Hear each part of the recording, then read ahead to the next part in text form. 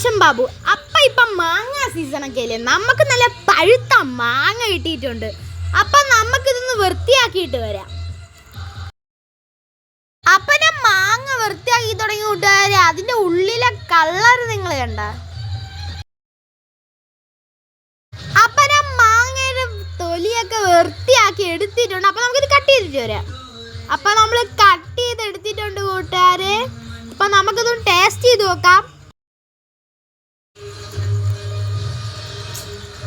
അപ്പം നല്ല അടിപൊളി മധുരമുള്ള മാങ്ങയാണ് കൂട്ടുകാരെ. നമ്മൾ എത്രയൊക്കെ മാങ്ങ ഇഷ്ടപ്പെട്ടാലും അതിലുള്ള ഒരു സംഭവമാണ് മാങ്ങാണ്ടി.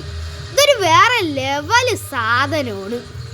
ഈ മാങ്ങാണ്ടി കടിച്ച് വലിക്കുമ്പോൾ കിട്ടണ ഒരു ഫീല്, അതൊരു പ്രത്യേക ഫീലാണ്. ആർക്കെങ്കിലും ഞൊസ്റ്റു അടിച്ചോ?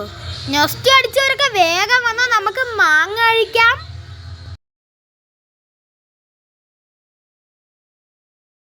അപ്പൊ ഇന്നത്തെ കുട്ടി വീഡിയോ ഇത്ര